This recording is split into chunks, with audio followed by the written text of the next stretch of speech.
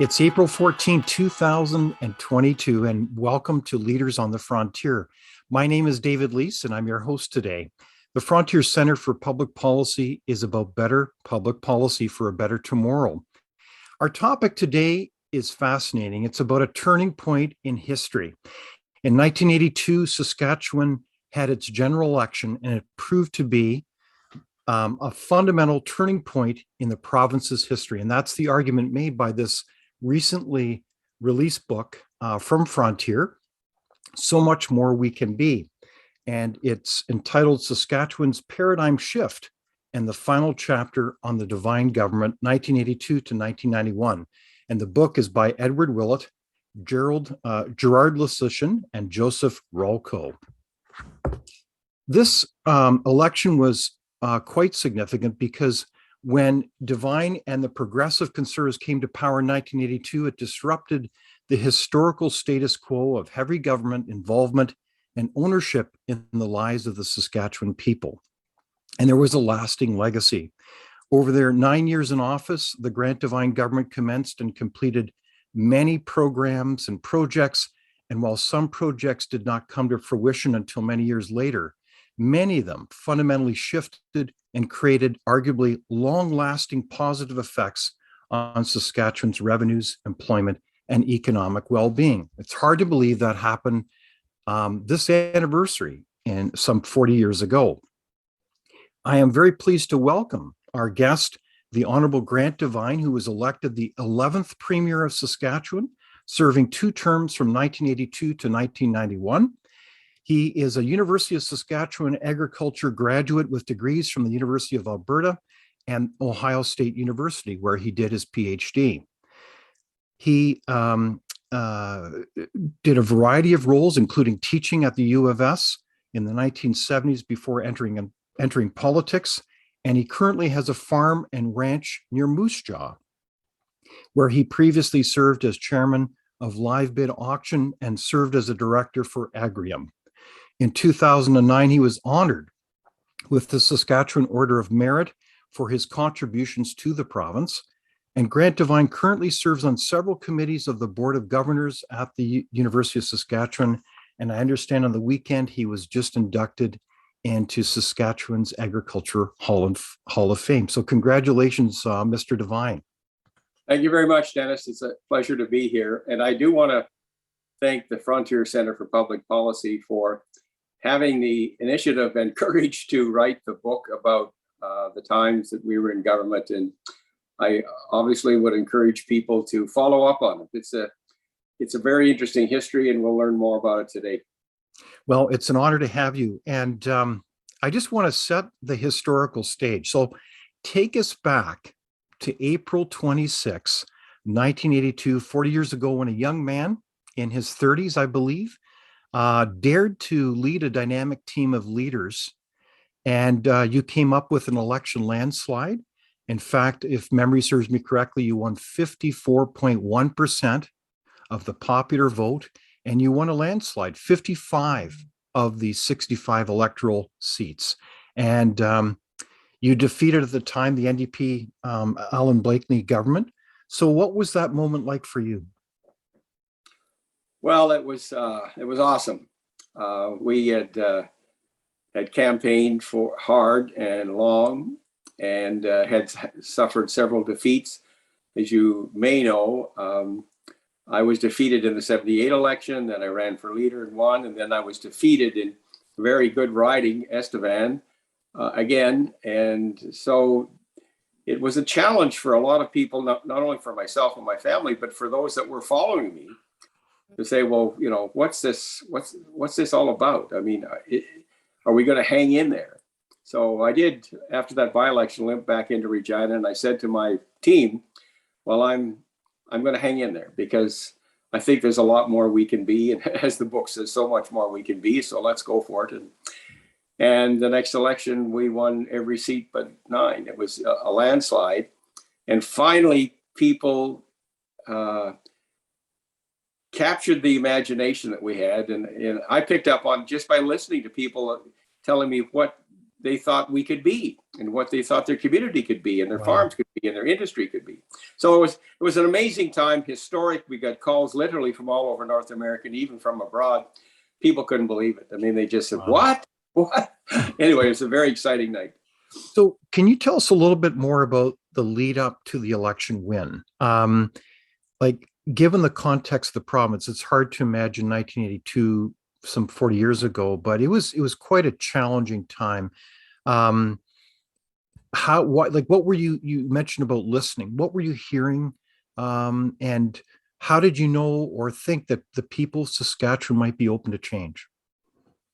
Well, I'll say a couple of things. One, I gave a great deal of credit to my university professors that implanted in me the value of free markets. And I really believed in it. And it's another story, but we did a lot of research on antitrust, anti-combines legislation, and it showed that markets can function really well, but you have to have a referee. And that was dominant in my mind when I was listening to people. And what I heard from people is that, we could build this, we could do that. If there are logs the trucks going to New York anyway, hauling logs, what if we hauled paper? I mean, it's just a multiple of value. And stories of how we could save water, how we could increase our economic activity in food, fertilizer, and energy. And I just kept listening. And as you listen, and as they say, if you listen and you learn, then maybe you can lead. Because in my case, I had a really good sound economic background academically. And then if you start to put together the thoughts of people on the ground, it starts to fit and say, we've got multipliers here. We have huge economic multipliers. So as I started giving that same picture back to them, they probably thought I was pretty smart, but I was just listening to them and giving back and say, well, here's how we can do it. Here's how we could do it. And finally it caught on. Wow. So that kind of training and background, Grant, was instructive in laying the basis for ability to offer vision and frankly, leadership. Well, it was, and it gave me confidence from an economic point of view and then a political point of view. Those that were campaigning against me, I could defend myself because I had model after model and centuries of what markets can do, private and publicly traded markets. And the whole agriculture sector is one great big market with no end of entrepreneurs. So that foundation was really helpful for me when I got on television, when I got in radio, when I was in debates, because the foundation gave me that cornerstone and I could fire back. And it was difficult to beat all that theory. I mean, there's two things I recognized is that, the marketplace needs a referee. And I understand that, having been involved in price discrimination and some other things where we could straighten out the market. The public market in government is much more difficult to referee. So the more you can take out of the public market, which is really complicated because it's full of politics, and put it in the marketplace itself, in the free market, the easier it is to manage and the higher the productivity. So that obviously had an impact on how I thought about things, and people began to pick up on it. Very good. So can you tell us a little bit more about not only that academic background, but where you grew up and kind of your family story in a nutshell, and how that framed or formed you as a leader and the kind of values that you stood for? Well, I grew up on the farm, and I grew up in the same yard as my grandparents. My mom and dad were married in 1944, and I was born after the war. We moved out to the farm. So I grew up with people that worked with their hands. They loved nature. They were compassionate. I can remember my grandfather shutting down the combine on his land and moving to the neighbors who didn't have anything combine. And to do that, we went to church, we played music, we played lots of sports. 4-H was a big instrument in my life because I took calves, and I was in the horse 4-H and competed. Played a lot of baseball. My dad and uncle are in the Baseball Hall of Fame. So that we were passionate. I learned to be compassionate and follow them, but very competitive at the same time. And those two features are in sort of the pioneer, that they'll help their neighbor, But if they get in a hockey rink against somebody from another town and they're friends, they'll board them right out of the rink, right? But that's just the nature. And it's a fascinating combination of features in Saskatchewan, and I'm sure an awful lot of Canadians. Yeah, no, it's fascinating background, because then you have that, both that academic training, that kind of hands-on applied learning and sense of community, but those lessons learned about the power of the free market, as well as rules, if you will, regarding that. Yeah, well, and I think that's it's important. I mean, I grew up with various kinds of politics. I had a grandfather that was CCF and a grandfather that was Liberal, and I think they voted for Diefenbaker federally. I mean, it was just, we heard it all. But one thing they knew from any of their politics is it takes competition for those markets to work. And I recall one grandfather who was complaining that the price of coal in town was too high and there was only one seller. And it went on for weeks and weeks and weeks, but to keep the story short. So he loaded up a team with a wagon, and he went 20 miles south to the CPR line, loaded up some coal. And as he said, as I got back closer to the town where there was one seller, he said, I could see the price of coal coming down, right? And even though he appreciated the co-op movement and others, he said, you have to have two to compete. And that was just universally accepted. You didn't want a monopoly. And the government was fine, but you didn't necessarily want the government to run it all either. So it was a balance. And that's where I go back to my training in industrial organization and my experience on the farm. Very good. Do you remember a discussion with your wife, Chantel, and how you decided to actually throw your hat in the ring and run for electoral politics? Well, all right. Well, part of my portfolio as a young professor was what they call extension work. So myself and Red Williams and Bill Cooper and others would go out into the country and speak to ratepayers meetings and wheat pool meetings and livestock meetings. And we were talking about multipliers and economic activity and free markets and free trade and so forth. And so we got some pushback, probably from my old friend Roy Atkinson, who headed up the Farmers Union, and I used to speak at his events, and others who are a little more left-wing. Long story short, they tried to get me to shut up or to get kicked out of the university. So my dean stood up for me, and finally it got pretty hot. So I came home from lunch one day, and I said to Chantel, we've got three options. Either I have to stop talking about what I was taught at universities. And she looked at me and said, you know, they'll never shut you up. Or we got to move. And she said, are you kidding me? We have moved to Ottawa, to Edmonton, and Columbus, Ohio, and back and forth, hauling U-Hauls and kids. We're not moving. So I said, well, then we got to take them on. I wasn't partisan. Honest to God, I wasn't partisan at the time, but the only alternative were the Conservatives. And they had done relatively well in 78. And so a friend of mine, former Senator Dave Tkachuk, I had known from university days, he invited me to meet the leader, and that was it. Wow, that's fascinating. Now, when you ran and you successfully ended up as leader of the party, of the Progressive Conservative Party, you did not have a seat. And I know that part of your story is that you did a lot of traveling around the province. And I think a key theme for you has been listening. Can you tell us more about the importance of listening to your approach to leadership? Well, I'll give you some examples. I mean, it was true. I wasn't in the legislature, and they called me the invisible man because I couldn't sit in the legislature. So all I really did was travel and listen to people and their stories. And I'll give you a couple of stories that impacted me. In the south of Weyburn and Estevan, there's Long Creek, and the farmers kept saying to me, you know, we could save that water.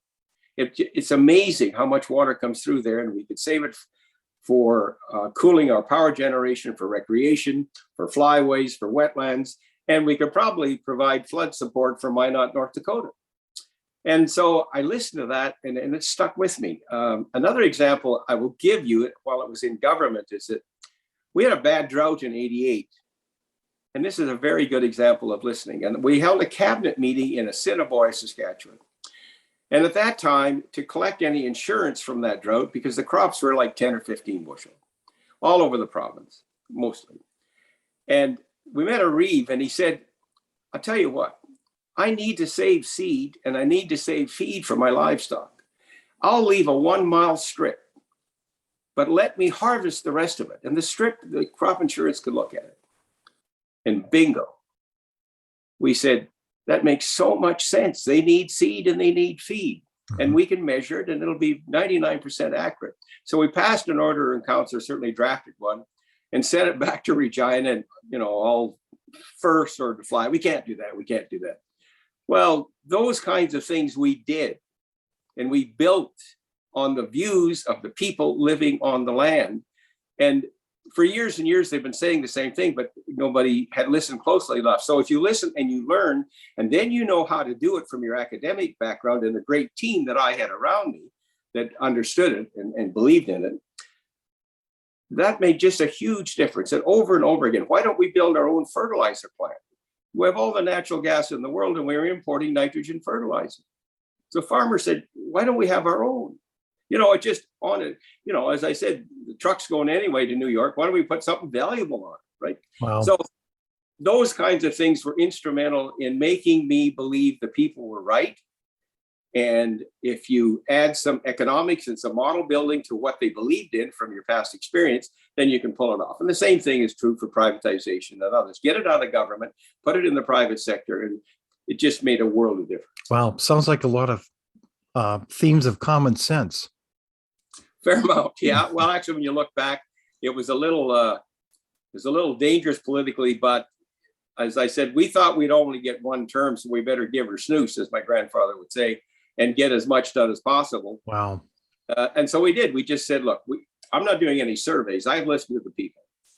They may be not sure how we're going to pull it off, but they really want us to do it. Just hold on for a sec there. So you're saying that you didn't do surveys at the beginning and you really had an attitude that you just may be there for just one term. So you're going to try to do as best you can and get as much as you can done as possible. Is that right? That's absolutely true. Wow. When we decided that we were going to build Rafferty and Alameda Dam, we didn't do research. We had lots of organizations, even wildlife organizations, against me and David Suzuki and a bunch of other people. And as it happened, it's a wonderful project that fills with water no end of time, or several times, and it has in the past. So we didn't do research to find out where we were going. We knew it was, while the potash and oil and uranium had been nationalized just before we took government, we said, it's got to put it back in the private sector. So we just said, we're going to do it. Most people just shook their head and said, you can't do that. You can't build water projects. You can't do this. You can't. Well, we just did because the ordinary person said, yes, you can, if you're smart enough and passionate enough to sell the story. So, we didn't do surveys. We just did what we thought was right. And it ended up, not all of them paid off right away. So many people could say, well, you shouldn't have done it, Later, as you and I both know, they paid off in literally billions of dollars. Wow. Billions. No, it's a great story. So tell us more about when you began office. And you had a lot of meetings, I know. And in fact, one of them was with a gentleman named Peter Lougheed, the former Premier of Alberta. Can you tell us more about that and how that influenced your sense or basic vision around the role of government? Well, certainly. Peter Lougheed was a great deal of support for me. And he was what I would call a classic progressive conservative. And my government was a progressive conservative. And what I mean by that, I was in Peter's office in Edmonton and sat down the first time that I was invited to join him. And he said, if you want to have money for education and highways and healthcare and natural public goods, he says, that's fine. But he says, look out across this city. You've got to have the private sector booming and going as hard as you can so that they make money and they have revenue that you can take and apply to the kinds of things you want to do over here. And he says that balance is extremely important. And if it gets out of skew, you're going to be one way or the other. You're not going to have enough money for the public good side. Or if you go the other way, you'll find out that the private sector, you've overregulated, you beat on them, you've discounted them and so forth, and they'll move or go someplace else, or they won't be as effective. So he says it's a constant battle. And in my case, from my experience in refereeing the marketplace, it's much easier to referee the market than it is the government side. Because the government side is full of a black hole. They do a lot of good. I've been a civil servant myself, but there's a lot of politics involved. And if I could give you an illustration, okay, just quickly. I played a lot of baseball, but you can imagine if you're playing baseball, there are rules, and the umpire has the rules. Think for a moment that that's the private sector. What if all the umpires got together and they formed a team?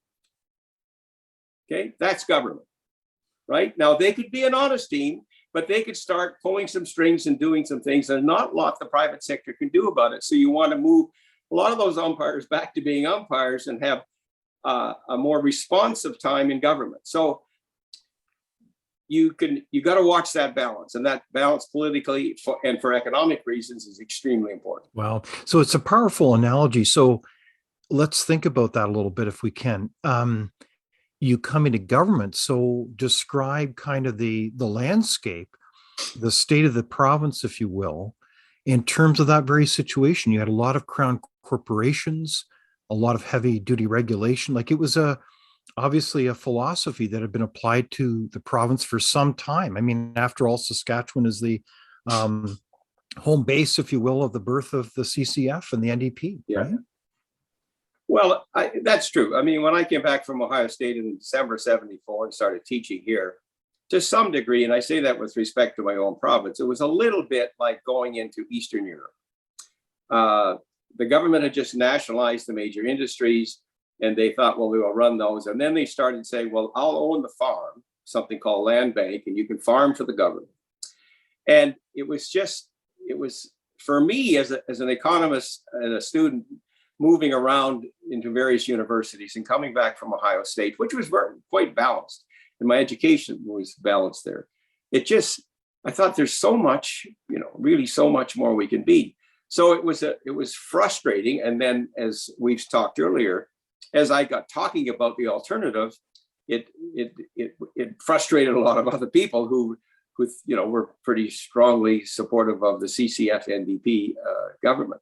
So we just said, if we're going to change it and we get a chance, we're going to do it. And you can imagine the debates. I mean, these big industries had just been nationalized, like Venezuela. And then we went in and had to debate privatizing them. I mean, it was classic political drama. Yeah. And wow. So we had, what I give credit to is my team of people, cabinet ministers and MLAs, who listen to the coach, right? You're a coach, just like you're on a ball team or a hockey team, and say, well, this is what we got to do. And they just rose to the occasion, and they defended it, and we passed it, and eventually showed to be very, very positive. Wow. So, it's just quite the background. So how would you describe the attitude and the culture then, as you experienced that, as you were listening carefully to the people of Saskatchewan at that time? Well, I'll give you an example of the culture. The Prime Minister at the time, Brian Mulroney, had introduced, in cooperation with Mexico and the United States, the North American Free Trade Agreement. And so he suggested and said, we have to have a plebiscite in every jurisdiction. So I campaigned hard for free trade, because I thought, we can produce potash and oil and gas and wheat and cattle and hogs and fertilizer as well as anybody. And in hindsight, that's certainly been true. So we campaigned hard, but interestingly enough, at that time, Saskatchewan people were still frightened, and they voted against it. Most jurisdictions supported it. Today, Saskatchewan, there are a bunch of free traders. We've got the confidence to say, I can compete with any American on anything that I do here, if you just give me an equal chance. And it's shown that. We've got the largest fertilizer companies in the world. We're really good at oil, really good at potash, really good at energy, and in agriculture, and in diversified agriculture, and processing and manufacturing. So we've changed. Instead of being timid under, I would say, an extremely left-wing government, we became confident that we can compete, and our children can compete, and our technology can compete, and an attitude not of arrogance. Canadians aren't arrogant, but by gosh, we're competitive. We may be compassionate, but we're competitive, and we are in a world market. And right now in the world markets, we're as good as anybody, given our population and resources and our technology, to compete with anybody. No, it's an incredible story. Yeah, Canadians now realize that about Saskatchewan, and we have billions and billions of dollars of projects going on here, not with any government help at all. But so that was the first thing. The second thing is that we got partnerships. We network. We said we get a partner for this and a partner for that. So if we're going to build the first nitrogen fertilizer plant, we look for a partner. If we're going to build a pulp mill, we look for partners. Or if we're going to help do that, we find partners. Not that we have to lead. The problem with the extreme left wing is that they decide they're going to help, but then they got to run it. Well, you can help, as we did in interest rates, but that doesn't mean I'm going to be the bank. Right. So what you can do an awful lot in the public sector and public good to protect people and provide incentives and so forth, but you don't need to run the operation. I mean, and that's where they made the mistake. And I think in foreign dictatorships and others, the government's dominant, and it's very difficult to clean up and very difficult to modify. So that's why the more and more you can put in the private sector, you can manage that because you know what's going on, or you can find out. Government is more complicated, and I'll give them that. So that's a key lesson out of that history, isn't it, Grant? That really should guide any government today in terms of good public policy. Now, when you were setting up your team, you had a large group of MLAs. You had to establish your cabinet. How did you describe your first economic and policy priorities in your first term? What were they? Well, we had a theme that said that it may be old, but it worked. Saskatchewan is open for business. Mm-hmm.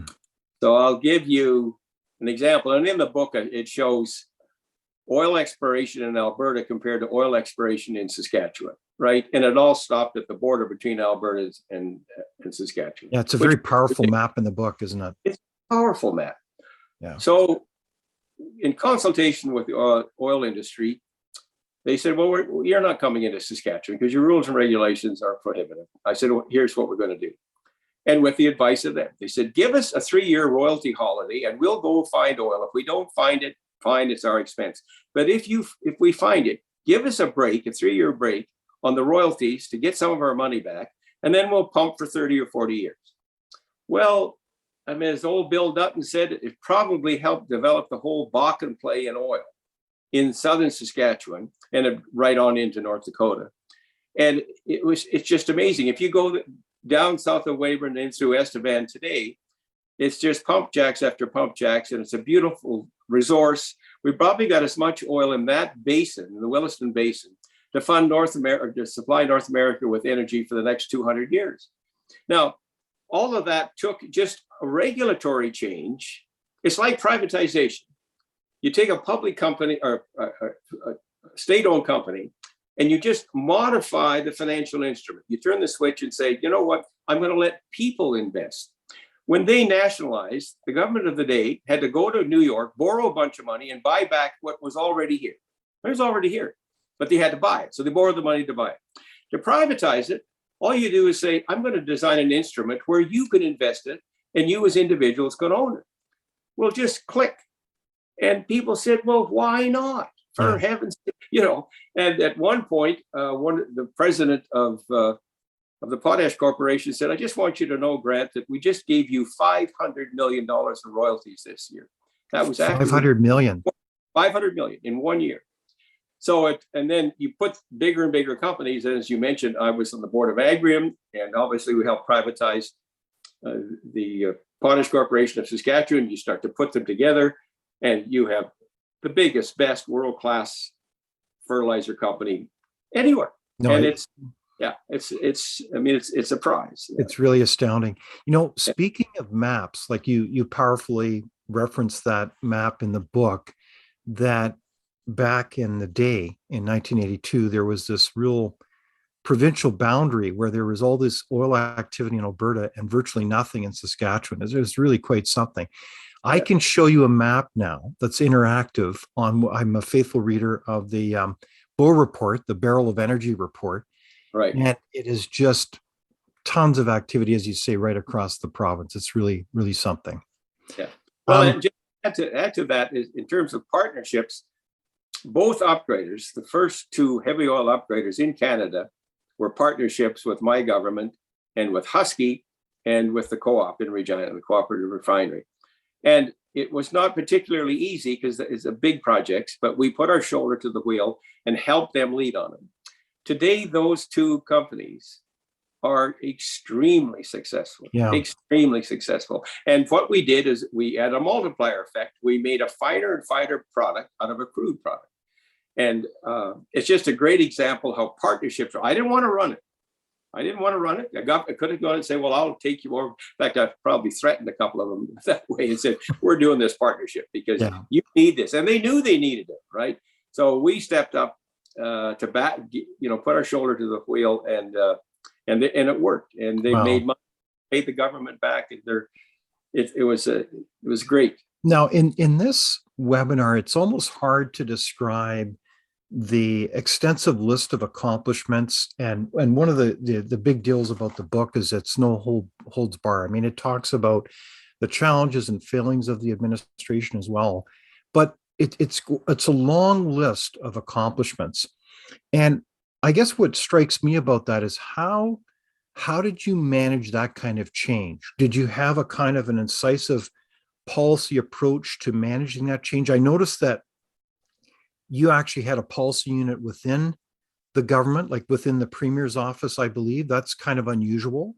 Why did you decide to do that? Like, I mean, the agenda and the initiatives that you undertook were extensive. How did you manage it all? Well, that's a pretty good question. In part, I had a great team, and I had cabinet ministers, and I won't name them all, but and caucus members that got it. And they said, as I mentioned earlier, we may only get one term because this is an old sort of left-wing province. Wow. So that was actually, you were self-conscious and you talked about that as a team. Absolutely. Wow. Absolutely. That we've got to set some priorities. And if you're going to really change the mindset, we've got to start with deregulation. We've got to start with the partnerships. We've got to start with privatization, listening to these people, work on the water projects, work on the agriculture products, set up a rural gas distribution system for agriculture, and build the multipliers wherever we could find them. So it was, we allocated certain people and certain cabinet ministers to lead on things, and they had they would run into some problems, but they come back to the team and say, how do I best handle that? So the cabinet would meet as a team, but then everybody had a job to do, and you were all on the same page. And they did it with passion. I mean, they believed in it, and they weren't going to, if they ran into a political problem or something else, and they finally had to come and it landed on my desk. Yeah. Well, I mean, we believed that we were right. We believed in it from all our parents and relatives and friends and colleagues and others around the province and they MLAs had all traveled, and they were all hearing the same thing. So that sheet music was solid.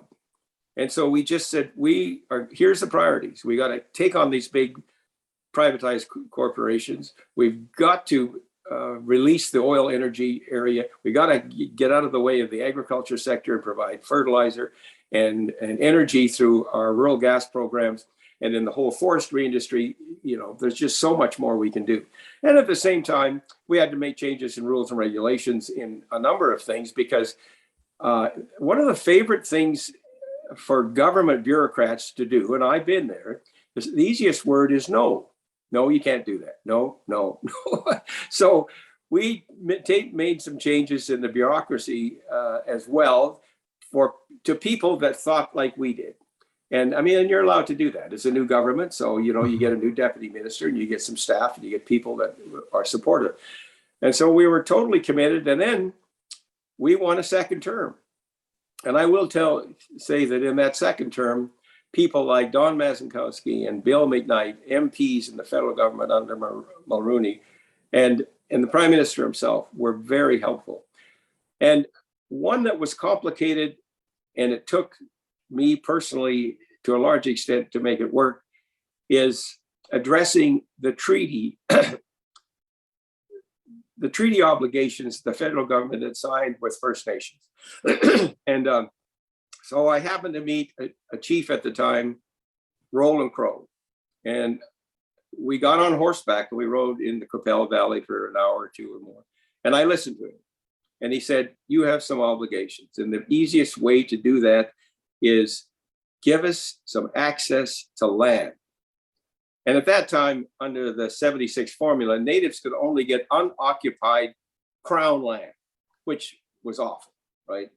So he said, if you designed a system where you have a willing seller and we be willing buyers, we could get some land into the hands of the Indigenous community. Rather than just a $5 check every month, I mean, give us some resources so we can build.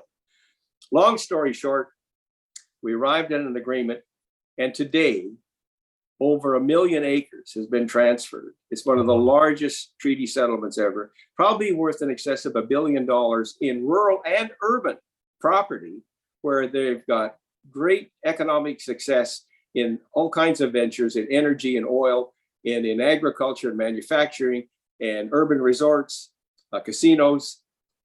And that, I'm proud of that and humbled as well.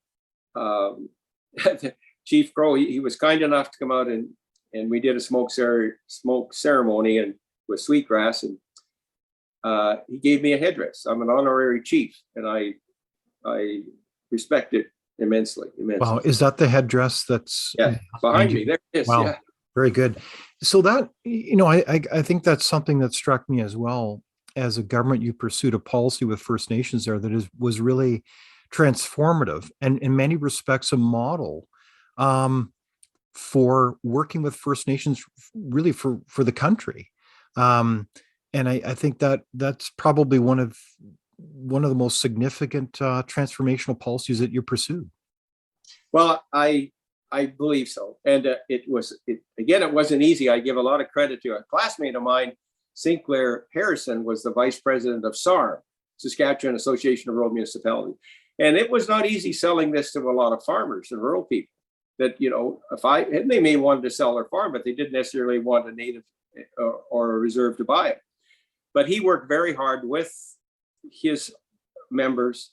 I worked hard in our caucus, and we campaigned hard, and Roland Crow worked extremely hard. And McKnight and Mazinkowski and the Prime Minister got it. I mean, it would be historic if you could do this. Instead of welfare, economic opportunity. And I mean, I can tell you today on campus here at the University of Saskatchewan, we have a large number of Indigenous students. They're fabulous. We've got dentists and doctors and lawyers and economists and accountants coming out, and they're going back and into society and making a huge difference. And we have so many good stories to tell. It frustrates me that I hear from time to time out of the federal government, we're not doing this good. We can't do this. We can't do that. We can do so much. The attitude is so important in governing. The attitude that you have a can be, we can be more attitude versus, oh, woe is me. It's frustrating. So you have in many ways modeled that kind of success, and that's a terrific story to be proud of as well. I want to talk a little bit about mega projects, and I found this a fascinating part of the history of your government. In many cases, governments, especially today, don't even talk about mega projects. They're either too risky or beyond kind of a term of office. And what I found really interesting is that your government arguably undertook 4 mega projects. And let's just go through them a little bit because you've alluded to them already, but there was rural gasification, bringing natural gas to the myriad of rural communities that were underserved. That in itself was a huge project. And then you had the heavy oil upgrader, which you alluded to, which has really paid off in spades and dividends. And then you've got 2 massive dam projects and a reservoir flood control project, namely the Rafferty Dam and the Almeida Dam. Why the heck would you be that ambitious to take on all 4 of them, let alone all this other agenda? Well, they needed to be done. And once in a while in life, you get opportunities to make a difference. And, politics is a little bit like preaching. It's almost a calling. Yeah. Yeah. And in my case, it was kind of, I was destined to be where I was at that particular time. And thank God I was prepared for it. I had an academic background, a rural background, a productive background, a competitive background. And so when you're given the opportunities, it's like you have a chance to play in the finals, or you got a chance to play in the World Series. Right. Well, you've worked and worked all your life. I mean, you're not going to miss this, right? I mean, so this was the World Series of politics. But it made so much sense economically in the lives of ordinary people right across the province. And indeed, a bit of a wake up for the country, frankly. So, I can't really explain where we got the energy or enough passion to do these all at the same time over our period in government. But we did. I mean, we were pioneers. I mean, pioneers, they don't say woe in a mud hole, right? My grandfather said that all the time. He said, when you've got a load of wheat in a wagon going to town, the roads aren't good and it starts to sink. He said, you slap them on the butt and you say, as long as the wheels are turning, you're going to be there. Well, we faced lots of mud holes. Very good. Well, what strikes me about that story is that you were there to hit a home run. It wasn't like you were there out of a job. You were there to get it done. So, yeah, I never thought of it as a job. It was a calling, and we had an opportunity, and we were determined to win and determined to do it. And I think an awful lot of us knew that at some point we would be defeated. But if these things were well done, the legacy would develop, and you would see, as we do today, like so many of them are very, very successful. And the attitude change is so important in my life, to see that people of Saskatchewan and the young people, I mean, most of the graduates today in the University of Saskatchewan stay here. That wasn't the case in 1970. Wow.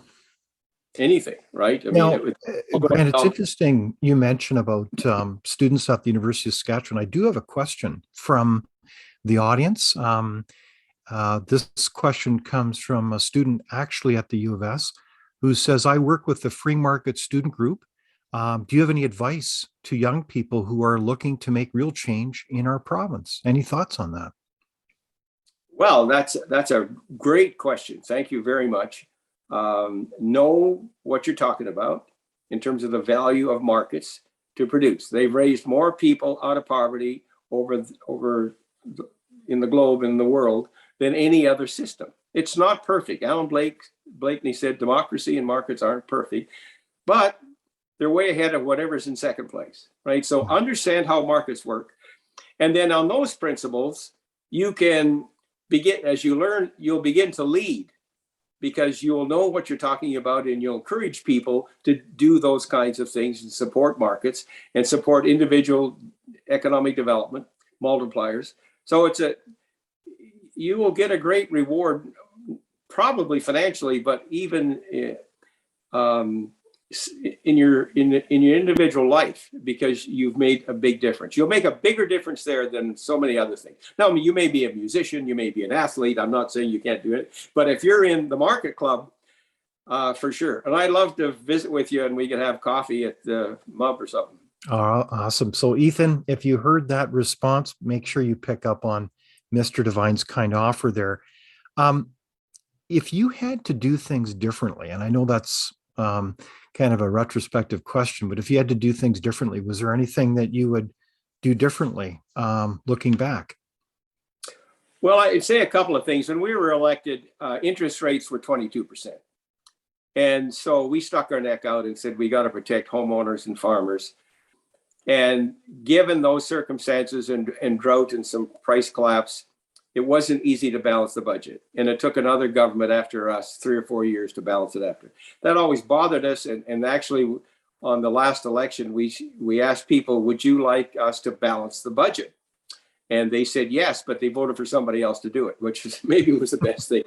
But one of the imperfections that I had, and some people do, as the Prime Minister Mulroney said, in a big election, when you sweep everything, you pick up some dust. We had so many MLAs from all corners of the province, some with no experience at all. And it's my job as the coach and the chief to keep an eye on all these people and so forth. And some of them got into some trouble, not big trouble, not a lot of money, but they broke some rules. And as a consequence, you can have a big political fallout as a result of that. So I think some, subsequent governments have learned, keep your MLAs busy, keep them occupied, do all these things and encourage them. And I thought we were, but obviously we made some mistakes and I wasn't attentive enough. And maybe, lots of excuses. I have these big projects on my mind and so forth. I thought the gang's all good. But anyway, I regret that because a lot of people got hurt and some very unjustly. It turned into being a witch hunt. We could have corrected most of those caucus expense things, in a committee. But given the talent of the opposition at that time, they just took it and ran with it. And, people, it hurt people. There were divorces, a suicide, and it was a sad thing to experience. I could have done more. So I regret those failures. Yeah, of course. And it's really again a humbling lesson, isn't it? How those kinds of errors can really have big ramifications on then the momentum of a government and its larger policy and in service to people. So I did want to ask you a question regarding leaders, and you alluded to this earlier, working with Prime Minister Brian Mulroney. You met with Margaret Thatcher because she also undertook quite an agenda to better serve the English people with privatization, among many other things. What was that like, working or meeting her? Well, I mean, it was great. I had the opportunity to meet with her and meet with Ronald Reagan. And at that time, they were just leading the world in sort of free enterprise, go for it, And one of her colleagues, Oliver Letwin, was very instrumental in teaching us how to privatize and showing us the ropes and the pitfalls and so forth. So I enjoyed meeting a lot of at that time, pretty powerful people. And I mostly just listened. I mean, I didn't take up a lot of their time, but I met Ronald Reagan at a prayer breakfast in Washington and in a Toronto dinner with Margaret Thatcher. I did have the opportunity to meet and talk with Pope Paul II, and as Catholics, that was very important for me and my wife. And lots of governors, lots of premiers, lots of them were very good friends. After Peter Lougheed, Don Getty and I worked so hard at something called Meech Lake to bring the country together to get Beck to join the country. And Don was a faithful, great guy, loved the guy, and trustworthy, and others across the U.S. and Canada. Spent a lot of time in the U.S. with governors. And because we had international trade that we were working on, water projects.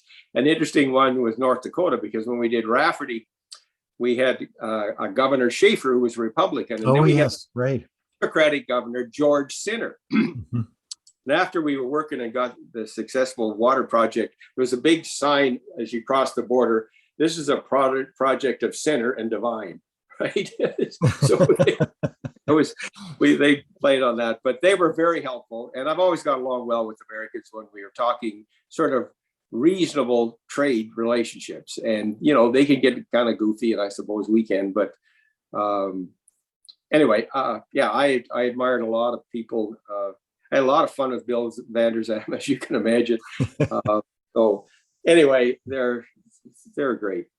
Oh, that's fascinating memories. So if we switch today a little bit, as you reflect today on the state of our nation, you see what's going on. I don't want to go through a long list, but it's a significant list, right? Between high deficits and debt, we have low productivity, investment issues. We've got an education system that's often more focused on wokeism than the ABCs.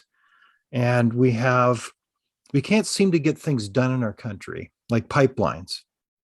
we'd sooner own them and operate them than get them done. And this is very concerning. And we keep importing that foreign oil, to name a few things. I mean, I'm just touching the tip of the iceberg. Are you concerned about our nation these days? Sure. And for sure that I am. And it goes back to the balance. It's not balanced. There's not respect enough for what we can do as individuals and people in the market compared to what they think they can do with government. I'll give you an example. We are being taxed due to climate change and so-called climate change. I mean, it may be some, but I mean, I'm a little skeptical. But if you assume there's what's going on today, which is tax the people. So they tax me as farmers, tax me as truckers, etc., as if that's going to change the climate. On the other hand, there's fabulous research on how to capture carbon. My son works for Pembina Pipeline, and they have a carbon pipeline being developed. And they capture the carbon, the CO2 at the source of the refinery, and they take it to the pipeline and they sequester it, put it in the ground. The cement industry is doing it. More and more people can do it. Agriculture itself here in the prairies is likely a net carbon sink. With best practices, we're finding people are actually going to pay farmers for their best practices that put more carbon in the ground than they expel. Right. Now, that's good science. And we're actually finding a market for carbon that is being sequestered. So imagine the economic activity. So one side has said, I'm going to tax you because I really don't know what else to do. The other side is saying, I can capture the carbon. I can do a great job as taking it out of the air, and I've got a market for it, and I'll pay you for doing the right things. Well, when you think politically, if the market is paying you and a farmer for doing the right things, and the government is taxing you because they don't think you are, in the long run, who do you think is going to win? I think the carbon capture and the net sequestration is going to win because it makes sense and it's science. And if the world is respecting us as agriculture people, I think that's going to be very valuable. So that's one thing. But the second thing is, and I've done some research on some of these, is that with the problems in Ukraine and in Europe developing, and it's not going to go away early, if we use the Port of Churchill or the Port of Nelson in Manitoba, we can build a pipeline right through to Hudson Bay, and we can export all over Europe. And we don't have to worry about Quebec politics or Eastern politics or Vancouver politics. It's our tidewater. It's ours. It's the prairies. We've got it. Well, imagine if you could take food and energy and communication in a transportation corridor, and you could do it with Elon Musk's tube travel. And I've done some research on it. You could imagine durum wheat out through Hudson Bay all the way to the pasta producers in Italy, and don't have to worry about anybody else. It's our own. Now that's, if you look at carbon capture, if you look at new ways to export, if you look at the things we can be, versus what we're doing now, where we have all this energy, we can't get it to our Eastern folks. So although we pay huge in transfer payments, they buy oil from Venezuela, which is dirty, and it takes a lot of effort and waste and expelling carbon to get the ships up here. And not a nice place to buy it from. And you won't buy it from your Canadian neighbors. So the West is dying to show you what we can be. I mean, we really are. We love the country. We can build. We can do all these things. But the emphasis is, well, I've served at the same time as Pierre Trudeau, right? It was a little bit that way when he went across the country and gave us the finger and so forth. Justin Trudeau, God bless him, obviously hasn't got the education or the business environment, and he listens to people who have a completely different agenda. And they don't get my imagination of what the market could do and how we could serve the world in a first-class base. They just don't get it and don't want to get it. So it's about frightening people. We can't do this right. We can't do that right. We're awful. There's so much more that we can do. If we put liquid natural gas into China, we can take those 3,000 coal-fired generators that they're making electricity with and cut the emissions by half. Now that's really doing something. We piddle around here. And would help build our nation, and everybody would benefit, including we have so many First Nations we can do. Yeah. No, it's extraordinary. So in many ways, It's something how the foundation that you helped and your team nurture as a watershed moment in policy history in Saskatchewan could really be that template for the rest of the country. Is that not right? Well, that's nice of you to say that, but I agree to the extent that the balance between the market and government is extremely important. To keep that balance functional so it doesn't get to extremes one way or the other. And I mean, you can help out from the government, but you don't need to run it by the government. I mean, I go back to say that. And the marketplace is much easier to referee than it is big government. So, I mean, why wouldn't you want your country, if you're the prime minister today, the whole country to feel like you're one, working together, cooperating, building, and doing these things, rather than making one side feel inferior and picking and choosing and the politics that goes on. I mean, the balance is it's a progressive conservative balance. Do what you should do in the public sector. Don't run the damn thing for sure, but help and respect the private sector and its ability to grow and develop. That's terrific. So as we reflect, we'll need to wrap up soon, but as you reflect on the legacy of your time in government with that team, what would you say is one of the biggest accomplishments that you would say as history continues to be written? What would you say that legacy would be? The change in attitude, the can-do attitude. And you can do it without big government. And I mean, I've been in government and I was in government and I worked for government, but that balance, the legacy is understanding that balance and the attitude of people that you can do. And it's a great pioneering attitude. My God, when you come into this country like my grandfathers did in 1905 with a team of horses and, a wagon, and you're going to break 160 acres with a 3-bottom plow. Wow. I mean, think about that. The work. That's that attitude that we can and we will and we build, and we built communities. And today they'd be so proud of what we can do in agriculture and in industry and in universities. So I'm very proud of the U of S. I mean, we're pretty well balanced, and I'm happy to say that, and we're going to stay that way. Well said. Well, that brings our time together to a close. The Honorable Grant Devine, on behalf of all of us today, we're so thankful for your service and that of your team to not only the people of Saskatchewan, but also to our country. Your leadership represented a policy watershed in our nation's history and serves, again, as a powerful example to all of us about how much more we can be. So thank you. Thank you very much, Dennis. God bless. And thank you to all of you, friends of Frontier, who have joined us today. I encourage you to keep involved with the Frontier, and we welcome your comments. Be sure to join us next week for Leaders on the Frontier on Thursday, April the 21st. We are pleased to announce that our guest will be the legendary journalist and media personality, Holly Doan. Ms. Doan is the publisher of Blacklock, the investigative online news outlet that sets the pace. We will be discussing the real state of Canadian journalism and the media today, and talking about stories that you rarely, frankly, hear about. So don't miss it. Thank you to all of you who donate to make our mission possible at Frontier. Frontier is nonpartisan, and we do not accept any government funding. Frontier welcomes your support, and thank you so much. That's it for today. And remember, without open discussion and debate, you are not thinking, and nor are you free. So keep asking good questions and do not be afraid. And on behalf of all of us at Frontier, thank you for joining us.